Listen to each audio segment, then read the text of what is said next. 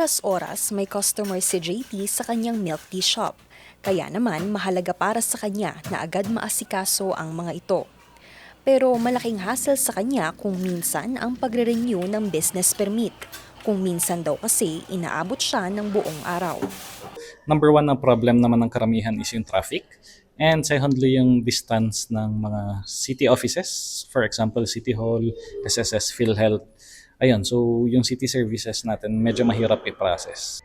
Pero maaaring masolusyonan daw ito sa tulong ng Baguio and My Pocket o BIMP app na inilunsad noong 2020.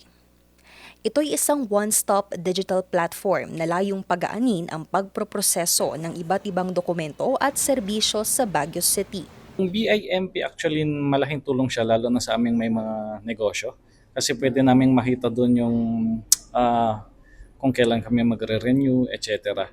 So yun yung primary purpose din bakit nagagamit ko siya yearly. Pero ang problema, halos hindi naman daw ito ginagamit ng karamihan. Medyo nagkuhan kami when it comes dun sa publicity ng app. Although for this past few months, DPIO published an announcement that BIM Plus was already installed or nandun na siya sa Google Play.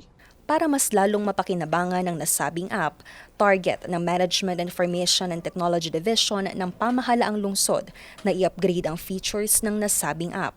At ito ang BIM Plus. Ang upgraded na app hindi na lang para sa pagproseso ng permits, kundi malaking tulong na rin daw ito tuwing may sakuna.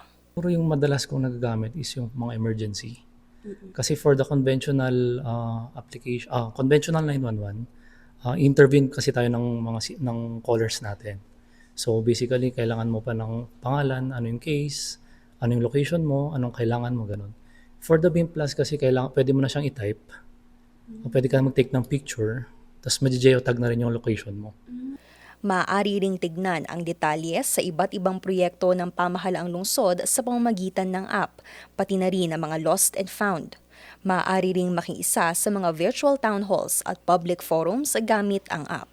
We added new features po so that we can cater to the different needs po ng constituents natin, like yung business permits, you can pay it nandun sa BIM natin.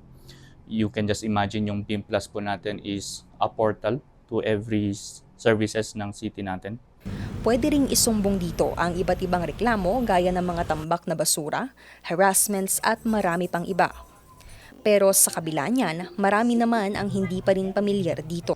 Sa parts po ng young adults, I guess hindi po siya masyadong known since hindi po siya na-introduce. Wala pa akong alam sa apps na yun, kung ano man yun. Tsaka, baka makatulong din.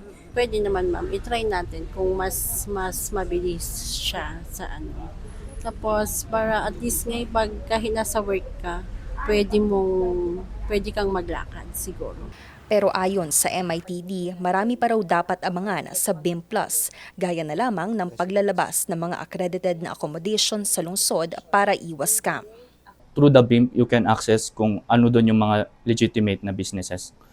And we plotted already 1,300 plus businesses, and I think it's ready to be applied na yung updates these upcoming weeks. Layon pa ng MITD na ipakilala pa sa mas nakararami ang nasabing app para mas lalo pa itong mapakinabangan ng publiko. Japhanie Solar, RNG News.